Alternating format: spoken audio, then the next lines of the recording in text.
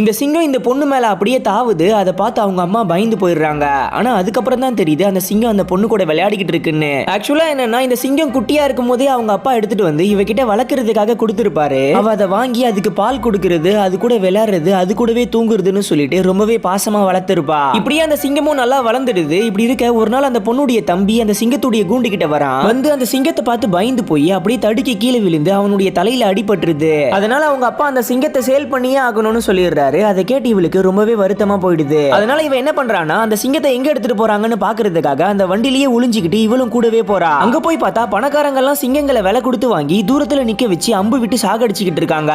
அதை பார்த்து இவ பயந்து போய் நைட்டோட நைட்டா போய் அவளுடைய சிங்கத்தை காப்பாத்தி கூட்டிட்டு வந்து பாதுகாப்பான இடத்துல விடுறதுக்காக கிளம்புறா. அப்ப இடையில மால்லாம் வருது. அதுக்குள்ள இருக்கிறவங்க எல்லாம் அந்த சிங்கத்தை பார்த்து பயந்து அடிச்சுக்கிட்டு ஓடுறாங்க. கடைசியில போலீஸ் எல்லாம் வந்து அந்த சிங்கத்தை ஷூட் பண்ண பாக்குறாங்க. அப்ப அவங்க அப்பா அதை காப்பாத்தி சிங்கத்தை புனிதமா மதிக்கிற சமுதாய மக்கள் கிட்ட கூட்டிட்டு போய் விட்டுறாரு.